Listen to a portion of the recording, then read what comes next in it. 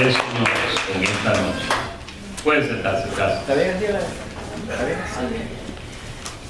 Bien, bienvenidos en esta noche a otra noche de estudio bíblico. Hoy estamos en el volumen 10, el tomo número 2. Y ya usted ha notado que en todas las portadas estamos poniendo al apóstol Pablo, porque el apóstol Pablo, las fotos que identifican al apóstol Pablo, ¿no? Una rendición artística. Pablo fue un hombre que cuando no estaba en un barco, en un viaje, estaba en una prisión, pero nunca soltaba la pluma, siempre estaba bien. Y la pluma del apóstol Pablo lo que hacía era que educaba. La pluma del apóstol Pablo guiaba. Con estas cartas, con estas misivas, fueron un motivo de estímulo, especialmente en estas cartas pastorales que estamos estudiando, donde Pablo se dirige al joven Timoteo.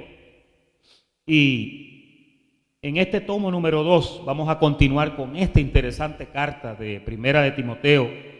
Como dijimos anteriormente, es de notar que Timoteo ejercía su pastorado, ¿dónde?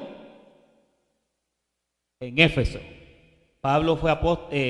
Timoteo fue pastor en Éfeso.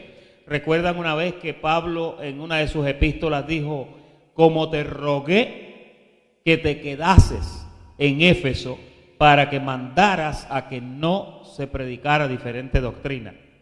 El joven Timoteo estaba ejerciendo su pastorado en Éfeso. Ahora, Éfeso era una ciudad donde abundaban las doctrinas extrañas. Allí había una fuerte influencia tanto de la mitología griega como de las fábulas judaicas. Había una influencia fuerte. Y Timoteo, como pastor, como joven, imagínense, estaba luchando contra todo ese montón de sabiondos que había. Los pensadores griegos, muchos de ellos no eran personas jóvenes, muchos de ellos eran personas mayores, aunque también hubieron algunos jóvenes de poca edad, ¿no? Pero Timoteo tuvo que confrontar todas estas situaciones adversas y la influencia era fuerte. Imagínense, y él, un joven sin mucha experiencia, dejado en una iglesia por el apóstol Pablo, confrontando todo tipo de cosas, no fue fácil. Yo tuve la oportunidad durante los muchos años que el Señor me permitió trabajar en ministerios. Vi pastores jóvenes que comenzaron, y verdaderamente cuando un pastor comienza en una iglesia hay que cogerle pena a un pastor jovencito que no sabe. Y muchos de ellos, hay entre ellos uno que yo admiro mucho, que es un amigo muy querido mío, y él fue pastor jovencito en una iglesia donde yo perseveraba, en una iglesia pentecostal en los años 80, en los 70, perdón, en Boston, Massachusetts. Y fíjese, él se sazonó de tal forma que en el día de hoy yo lo admiro. Aprendió mucho, estudió mucho, se educó mucho y ejerció un pastorado muy, pero que muy bonito. Bien, con eso en mente vamos a entrar al argumento de esta noche, y digo argumento porque la semana pasada, cuando dimos la introducción, hablamos de dos cosas importantes. Una de ellas fue que a Pablo no se le quisieron acreditar muchas de las cartas que él escribió. Hubieron púnditos y exégetas durante los diferentes períodos que sencillamente tuvieron dificultades. Hermanos, las cartas no fueron encontradas y tenían un título que decían: esta fue la carta del apóstol Pablo a Éfeso. No fue así. Las cartas eran encontradas en rollos y los escribas tenían que analizar, y todos los que estudiaban esto, para compilar y para combinar en muchos de los libros que se encontraron fragmentos de una, fragmentos de otra, hasta que eventualmente se pudo concatenar y trabajar para que las cosas se organizaran. Hoy usted disfruta de una Biblia con 66 libros y están todos ya más o menos bastante organizados, gracias a la labor de nuestros hermanos católicos, que ellos pues de los siglos primeros comenzaron a trabajar con esto, y ya para el siglo XIII, XIV ya había una compilación bastante fuerte de lo que es la palabra, y la Biblia católica pues ya era un documento muy bien preparado, muy bien presentado, aunque como todas las cosas tuvo sus problemas internos. La Biblia tiene problemas internos, tiene cuestiones que a veces hay ciertas, yo le llamaría idiosincrasias, a veces hay cosas que están ahí, pero no son de ahí. Hoy vamos a ver algunas cositas que no pertenecen en realidad, pero que están ahí. Por eso yo les había sugerido a los que les gusta estudiar que compraran una Biblia textual. El otro día me enteré que en el celular hay una Biblia textual también, para el celular, que usted la puede buscar. Muy buena. Yo acabo de bajar una que se llama Daily Bread. Me encanta, buenísima. A esa se le puede añadir la Biblia textual. La Biblia textual sencillamente fue una Biblia que se tardó unos 30, 35 años en la preparación. Y ahí pues casi trataron de ser lo más fiel posible para incluir las cosas que se escribieron en los originales o en documentos de los originales más fidedignos.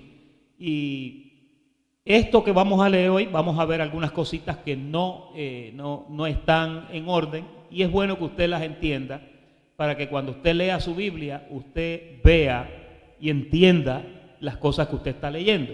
Cuando usted tenga un chance al final del servicio, yo le sugiero que venga a donde el pastor Nerio y le pida que él le enseñe la Biblia de él. Él tiene una Biblia que tiene 250.000 millas ya.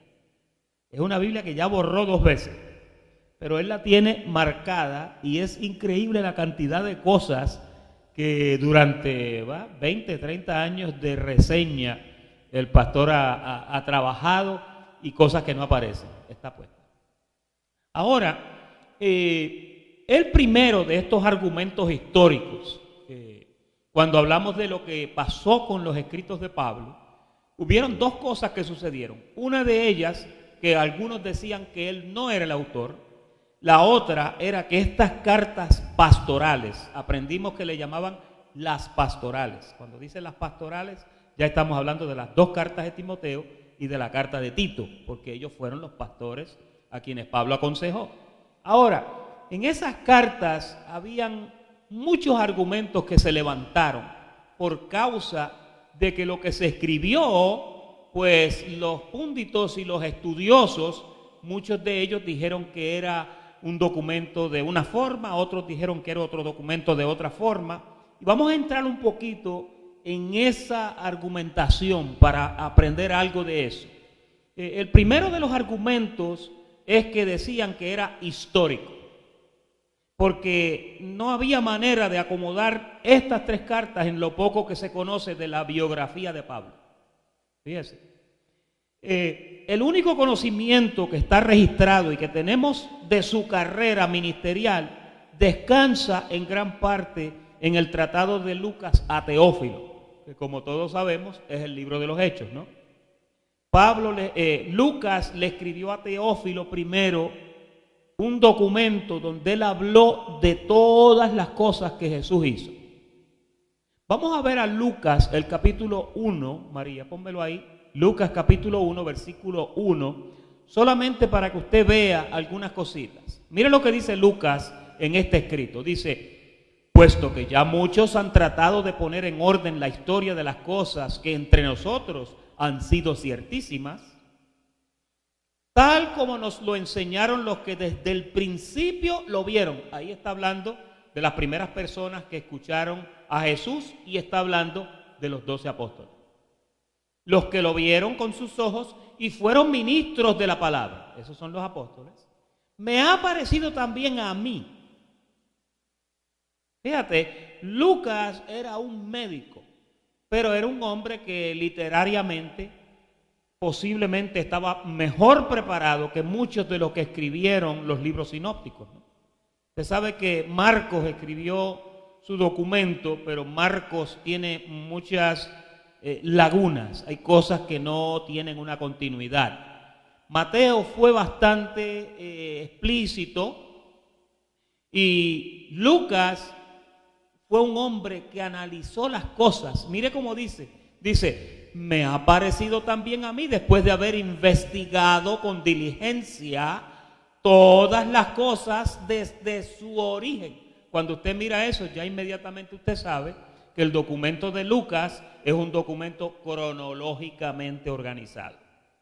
Cuando usted quiera detalles exactos, detalles claros, usted va al libro de Lucas. Con esto no quiero decir que Mateo, Marcos y Juan no sirven. Juan empezó con una tremenda revelación cuando escribió. Ninguno se acerca a lo que Juan habló. Pero ahí él le dice, las busqué con diligencia, las investigué con diligencia desde su origen y ahora te las estoy escribiendo por orden, oh excelentísimo Teófilo. Es una sinopsis de todo lo que él investigó con los testigos oculares posiblemente que lo vieron y todas esas cosas. Ahora, vamos al libro de los Hechos, el capítulo 1 y versículo 1, para ver un contraste pequeño ahí. En Hechos 1:1, ahí vuelve Lucas otra vez en una introducción a hablar con el mismo Teófilo, y aquí él tiene otro lenguaje. Mira cómo dice ahora. En el primer tratado, oh Teófilo, ¿cuál es el primer tratado? El de Lucas, el que acabamos de leer. Hablé acerca de todas las cosas que Jesús comenzó y a enseñar. Ahora mira el verso 2. Hasta el día en que fue recibido arriba, después de haber dado mandamientos por el Espíritu Santo a los apóstoles que había escogido. Verso 3. A quienes también después de haber padecido se presentó vivo con muchas pruebas indubitables, apareciéndoseles durante 40 días y hablándoles acerca del reino de Dios. Qué tremendo resumen da Lucas en Hechos 1:1 al 1:3 de todo lo que escribió en el libro de Lucas. Nuestros hermanos católicos le denominaron el Evangelio según San Lucas. Ellos le llamaron Evangelio, ¿verdad? Hay personas que le dicen el Evangelio de Mateo, el Evangelio de Juan. Cuando usted lo analiza, ahí dentro está el Evangelio, pero en realidad ahí hay más que la información del Evangelio.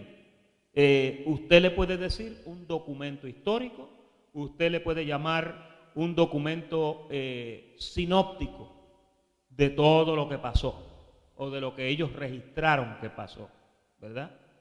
Etcétera. Ahora, cuando esto pasó, ya la historia de la iglesia cristiana había comenzado, y cuando Pablo apareció en el panorama, a Saulo de Tarso se le menciona apenas en Hechos 7:58.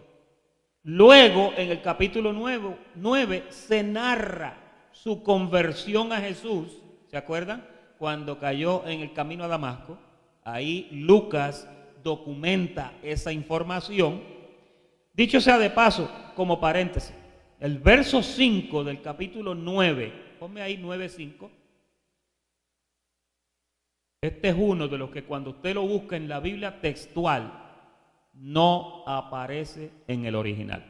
Mire, el verso dice, él dijo, ¿quién eres, Señor? Y él le dijo, yo soy Jesús a quien tú persigues. Dura cosa te es dar coces contra el aguijón. Ese verso no aparece en los originales. O sea que si usted va leyendo, ponme el 4, si usted va leyendo, Lucas narra y dice, cayendo en tierra, oyó una voz que decía, Saulo, Saulo, ¿por qué me persigues? Ahora ponme el 6. ¿Por qué me persigues? Él temblando, temeroso, dijo, Señor, ¿quién eres? ¿Qué quieres que yo haga? Pero el verso 5 no aparece en los originales. Pastor, ¿y quién lo puso ahí? Las personas que editaron la Biblia, las personas que a través de esto, mire, estamos hablando aquí de 14 a casi 15 siglos de revisiones. Esto cayó en manos de los estudiosos católicos. Ellos hicieron su reseña, que agradecemos enormemente, porque toda esa información, la mayor parte de las Biblias que ustedes tienen, si usted le mira en la primera página y dice Reina Valera, si dice Cipriano de Valera, si dice Casiodoro de Reina, 1569, 1902, 1909, lo que usted tiene en su mano es una Biblia católica, es compilada por nuestros hermanos católicos. Lo único que su Biblia no le incluyeron los 5 libros apócrifos que los católicos también redactaron, que son unos libros tremendos. Si usted no los ha leído, yo le aconsejo que los lea. Lea a Paralipómenos, lea a Macabeos.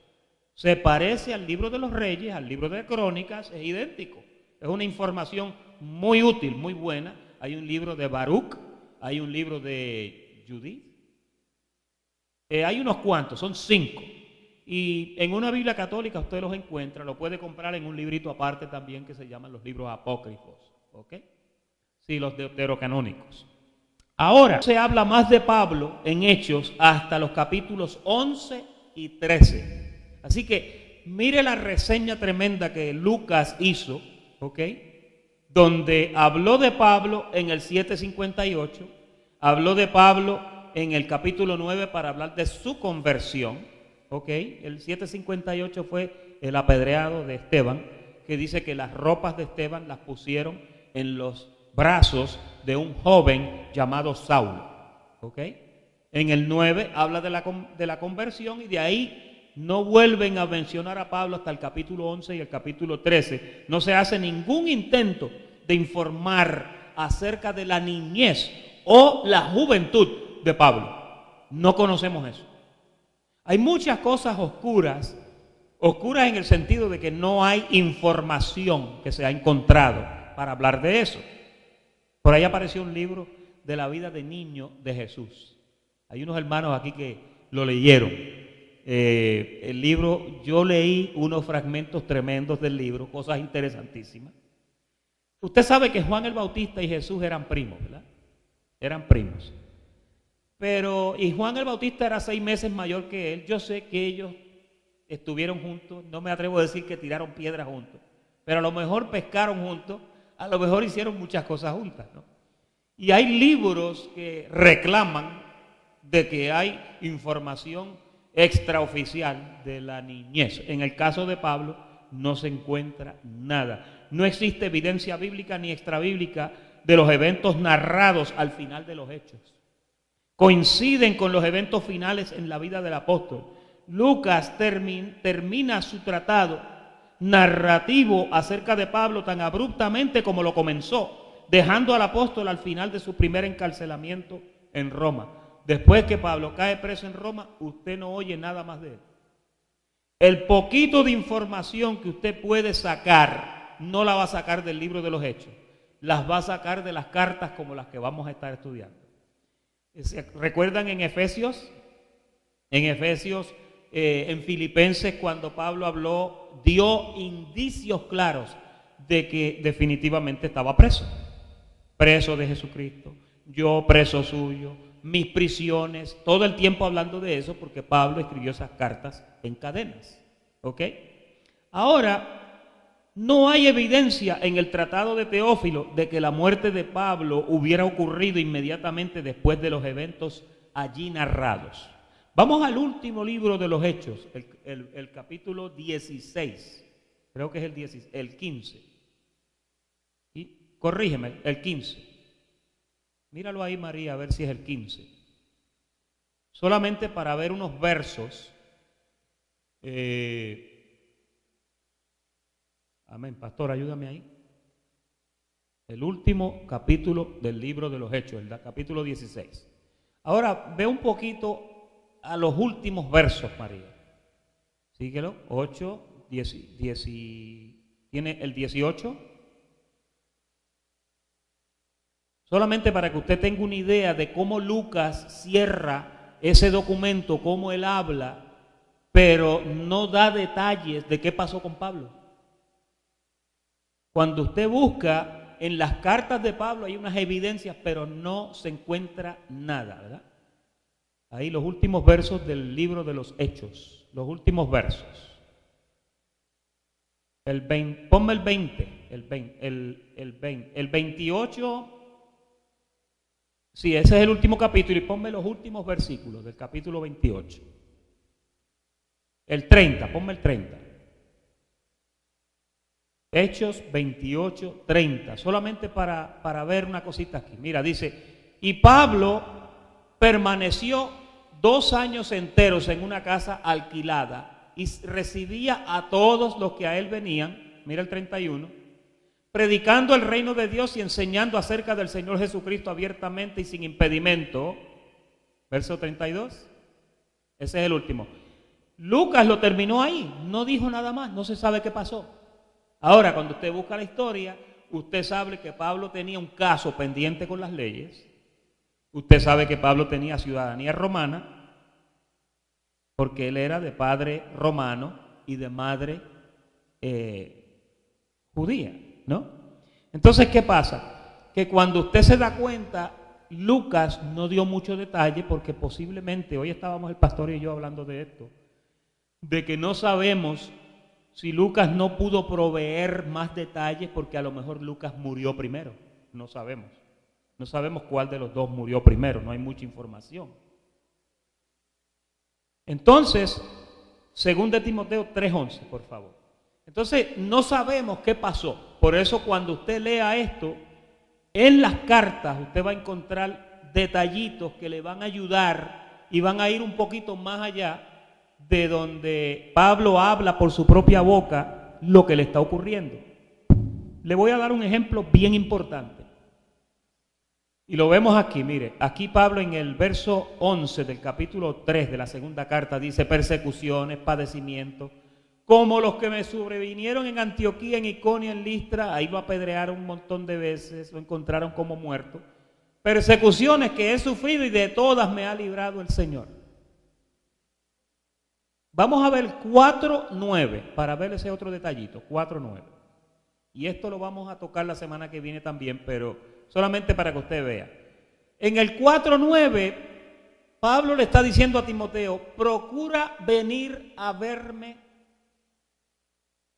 Verso 10, porque Demas me ha desamparado, amando este mundo y se ha ido a Tesalónica, Crescente se fue a Galacia y Tito a Dalmacia.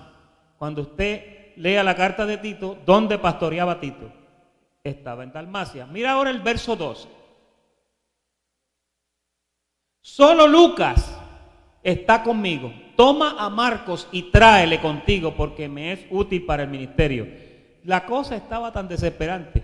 Marcos fue uno que hubieron unas discusiones donde Pablo dijo, mira, lo siento. Él era sobrino de Bernabé, ¿no? No quiero que Marcos vaya con nosotros. Sin embargo, ahora aquí ya Pablo está viejo, está cansado, ya ha estado preso un montón de veces, ha pasado un montón de cosas. Tráeme a Marcos. Ahora sí que lo aguanto. Tráeme a Marcos. Porque ya el apóstol estaba cansado. También hay otro detalle que en la primera carta Pablo le dice a Timoteo, prepárame alojamiento, consígueme alojamiento. Porque pienso ir a visitarte en el invierno, fue que le dijo, ¿verdad? Pero en la segunda carta fue escrita no tanto tiempo después. En la segunda carta ya Pablo no le dijo, prepárame alojamiento, lo que le dijo fue, ya yo estoy para ser entregado. Parece que ahí, a veces yo pienso que Pablo escribió la segunda carta a Timoteo porque al ver que no iba a poder viajar para verlo, avanzó y le escribió para aunque sea despedirse. De esa forma es que yo lo veo. Porque después de ahí no se supo nada más de Pablo. Ahora, ustedes recuerdan que yo les había dado una tabla a ustedes de los emperadores, ¿se acuerdan? De los emperadores, le hablé acerca de los diferentes emperadores en los años y le hablé de Nerón. Y Nerón, según dice la historia, Nerón fue el que dictó la sentencia para dar muerte a Pablo. No sabemos si la sentencia le llegó con Nerón estando en vida o si ya el edicto se había escrito y aunque Nerón murió, siempre pues de esa forma fue que Pablo murió. Casi todos los historiadores concurren en que Pablo murió decapitado, ¿verdad? La gran mayoría decapitado. Un hermano hoy me mencionó que Pablo era romano. ¿Cómo era posible? Porque los ciudadanos romanos, pero los ciudadanos romanos no los crucificaban, pero sí los decapitaban. ¿Okay? Esa era la contestación que andaba buscando. Así que en cortas líneas lo que estamos viendo es que carecemos de más información, de detalles acerca de la muerte de Pablo. Carecemos de información acerca de la muerte de Lucas, no sabemos cuándo murió, porque no hay datos, ¿no? El segundo argumento, ya hablamos del primero, de que decían que era histórico. Ahora en el segundo, la autenticidad, para atacar la autenticidad de las cartas pastorales, se basa en un problema eclesiástico. Yo se lo puse ahí en negrillas, en su panfleto. Como lo era la alegada incompatibilidad de esas epístolas con la organización eclesiástica del primer siglo. Mire, la presión que había en aquel tiempo era tremenda, porque estamos hablando aquí de un montón de pensadores, estamos hablando de un montón de líderes que se levantaron gente que hablaron cosas malas y perversas. Pablo antes de despedirse lo dijo, de aquí, de vosotros mismos, se levantarán personas que hablarán cosas perversas y no van a perdonar al rebaño. Son lobos rapaces que sencillamente no van a perdonar las ovejas.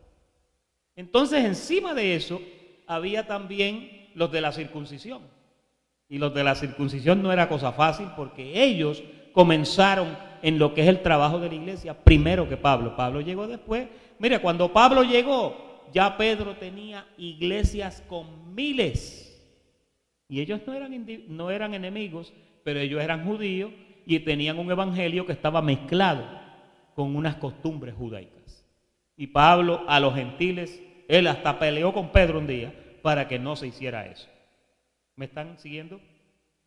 Entonces, afirman esta gente que las cartas pastorales o las pastorales indican, revelan o reflejan un estado avanzado de lo que la organización de una iglesia, lo que por definición es casi imposible que existiera antes de la mitad del segundo siglo de nuestra era. Las orientaciones de estas epístolas en relación con el nombramiento de obispos y diáconos. La palabra obispo y diácono usted la encuentra en Filemón, la encuentra en Timoteo 3:8 al 12, y las cualidades o condiciones que deberían reunir a aquellas personas para esos oficios, la autoridad que Pablo delega a Timoteo y a Tito parecen tener relación con el nombramiento dentro de la iglesia de esos cargos oficiales, que son diácono y obispo. Es bueno hacer apología de Pablo, quien desde el principio de su ministerio siempre estuvo interesado que en la iglesia que él fundó hubiera decencia y hubiera orden. Usted lo busca en Hechos 14:23, hay un detallito bien interesante de eso que relata que en su primer viaje misionero, Pablo y Bernabé, dice que constituyeron ancianos en cada iglesia. Fíjese. En su carta en Filipenses 1:1, Pablo saluda a todos los santos que están en Filipos con los obispos y con los diáconos. Es decir, que la organización de las iglesias de Pablo ya tenían obispos, tenían diáconos. ¿Qué era un diácono?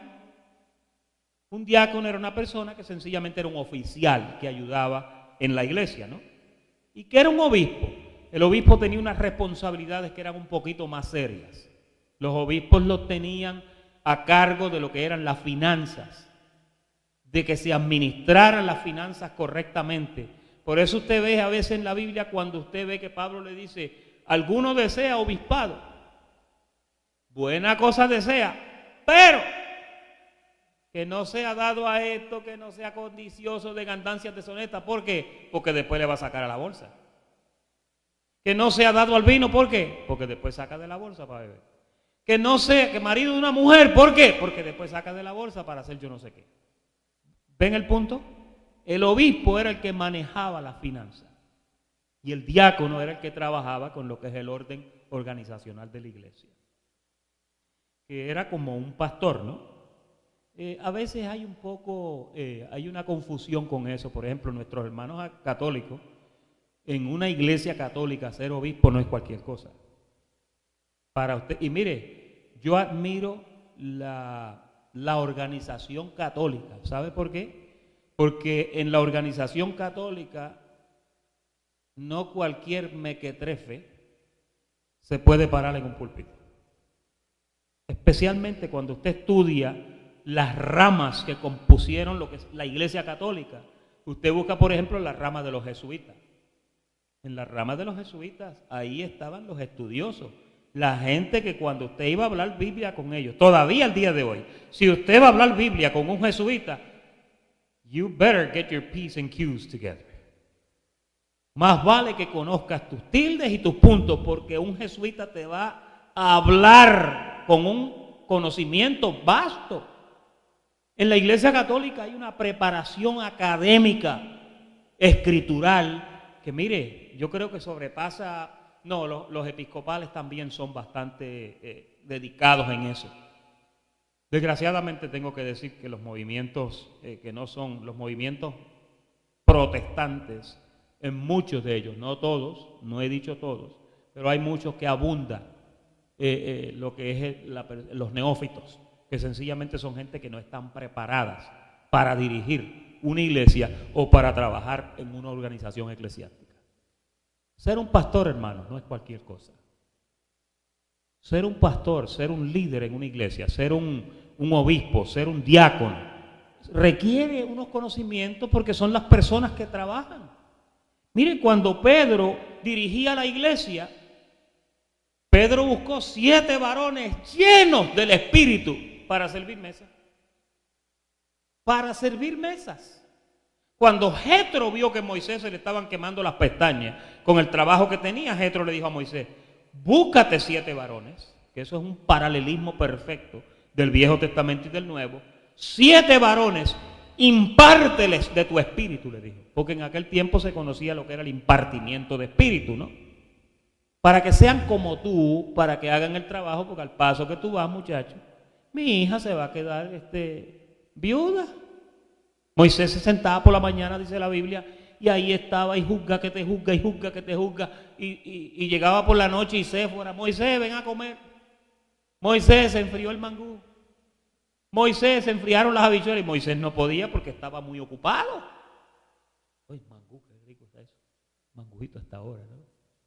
Entonces, esta evidencia interna es un testimonio real al hecho de que entre los primeros oficiales de la iglesia primitiva había ancianos, obispos y diáconos. Los modelos de organización de la iglesia fueron tomados de organizaciones de índole secular, porque los gobiernos de aquel tiempo estaban muy bien organizados. Y no tampoco para decir que en la rama judía, el Sanedrín, todos los cuerpos ejecutivos de los judíos estaban muy bien organizados. La iglesia tuvo que coger conocimientos prestados de ahí para organizarse, porque una iglesia que no está organizada no triunfa, hermanos. Una iglesia que tiene un desorden dentro y que nadie sabe ni la hora que es una iglesia que no funciona. A mí me encanta ver cómo aquí cuando hacemos una actividad, oye, pero qué clase de organización, cómo trabajan estas hormiguitas. Y me fascina ver cómo todo sale bien. Yo los felicito a todos los que trabajan en el ministerio. Te exaltamos, Dios. Cuando una de las asociaciones políticas o ciudadanas que abundaban en el Imperio Romano tenían un comité de oficiales, por tanto es posible que con el crecimiento inicial de la iglesia, en donde solamente la predicación de Pedro, ya había una iglesia de 8,000 personas, se vieron obligados a copiar a la sociedad la forma de organizarse para tratar con tanta gente, porque es que no era fácil. Mire, cuando las iglesias comienzan a crecer y tienen 1,000 miembros, 2,000, aquí hay iglesias en Miami que tienen 5,000, 6,000 miembros. ¿Cómo un pastor trabaja con una iglesia de 6,000 miembros? Todos conocemos a Joel Osteen, el de Lakewood. ¿Cómo tú manejas una iglesia mastodonte como esa? Estamos hablando ahí de 20,000 o más personas. Esas iglesias de Texas y de algunos estados que son grandísimas.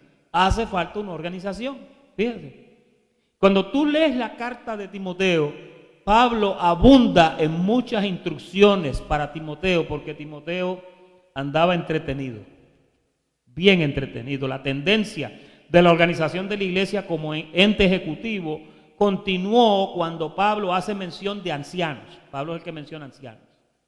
O presbíteros. ¿Se acuerdan cuando le dijo a Timoteo que te pusieron las manos el presbítero? Porque había una costumbre sencillamente de reconocer a un obrero, le ponían las manos, oraban por él, ¿verdad? Usted le llamará un rudimento, pero honestamente, cuando iban a seleccionar a una persona para hacer un trabajo, el presbítero venía y el cuerpo ejecutivo de la iglesia venía. En nuestras iglesias protestantes y en nuestras iglesias católicas hay ese sistema de que cuando van a reconocer un ministro, viene el presbítero, el cuerpo ejecutivo de ese movimiento cual sea, y dan fe públicamente ante la asamblea y ante la feligresía de que fulano de tal o fulana de tal ahora se constituye con el título tal. Fíjense. Y Pablo lo menciona claro, dice, el presbítero te puso las manos a ti, te reconoció a ti. ¿Ok? No vamos en otro elemento de organización en la iglesia, los episcopos, en español es obispos. Y ya dijimos la tarea de los obispos cuál era. No era pastorear, era manejar la finanza y hacer otras cosas. Ahora, en el tercer argumento que se hace en contra de Pablo, se cuestiona si él era el autor de las cartas, y entonces ahora se dice que las cartas pastorales era un asunto doctrinal. Que si era un asunto doctrinal. Quienes niegan la autoría de Pablo en las 3 cartas que estamos estudiando, citan el hecho de que las doctrinas características que identifican los escritos de Pablo, tales como, aquí hay una, la paternidad de Dios, la unidad mística del creyente con Cristo. Esa es una que el que no la entiende va a ver al diablo hasta en la sopa. Piensa que se puede perder, porque no conoce cuál es la unión que tiene un creyente con Jesucristo. Todos nosotros conocemos aquí quiénes somos en Jesucristo. Mire, de esto vamos a hablar y hoy el pastor Cestero y yo estábamos hablando de esto. El creyente tiene que entender que hay ciertas cosas que ocurrieron en su vida que ocurren una sola vez. Por ejemplo, le voy a dar varios ejemplos y de esto vamos a abundar en un futuro. A usted lo salvaron una sola vez. A usted no lo pueden salvar 2 veces y eso lo vamos a discutir con lujo de detalles. A usted lo bautizaron una sola vez. A usted lo trasladaron del reino de las tinieblas al reino de su amado Hijo una sola vez. Usted renació de simiente incorruptible una sola vez. Usted no puede nacer de nuevo 2 veces. Pedro dice que nosotros fuimos renacidos ¿de qué? De simiente incorruptible por la palabra de Dios que vive y permanece para siempre. Usted no puede perderse. Hay gente que dice, no, el pastor dice que uno no se puede perder, pero yo sí creo que me puedo perder. ¿Ok? Ahora yo te pregunto, y si tú te perdieras, la pregunta mía, porque mira, el que cree que puede perderse, más difícil que explicar que se puede perder, es explicar cómo te salvamos otra vez. Imagínese usted por un momento que usted se perdiera, hipotéticamente hablando. ¿Cómo lo salvamos después? ¿Cómo usted va a nacer de nuevo otra vez? ¿Cómo? No, pastor, yo hago una oración, me arrepiento, pido perdón y ¡puf! Ya, nací otra vez. Muero y nazco. Muero y nazco. Así están nuestros queridos hermanos que no conocen gracia.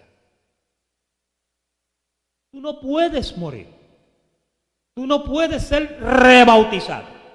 Tú no puedes ser renacido de simiente incorruptible 2 veces, porque entonces, si te moriste, la simiente de la que renaciste no era incorruptible. ¿Ve el punto? Por eso el escritor de Hebreos, oiga, cuando entremos a esa carta, dice que es imposible que los que una vez gustaron del don celestial por la buena palabra de Dios y recayeron, sean otra vez renovados para arrepentimiento, crucificando de nuevo para ellos mismos a Jesucristo y sujetando la vituperio. No, es imposible, hermano. Por eso es que nosotros decimos que usted no puede perderse. Me estanqué ahí ahora. Aquí nos quedamos ahora. Si usted se perdiera, ¿cómo lo salvamos después? Porque la sangre fue derramada ¿cuántas veces? ¿Cuántas ofrendas se dieron? ¿Cuántas veces usted fue hecho perfecto? una sola vez. Ustedes no lo pueden hacer perfecto 2 veces. Eso hay que predicarlo un día, ¿verdad? Hay que predicarlo. Amén. Fíjese, ¿qué ha ocurrido con el concepto de Pablo, que Pablo tiene sobre el Espíritu Santo? Para salir en defensa del apóstol, de nosotros los gentiles, es absolutamente necesario apuntar que el propósito, razón, intención del apóstol Pablo al escribir las cartas pastorales difiere del propósito, designio o intención que tuvo cuando escribió sus otras cartas.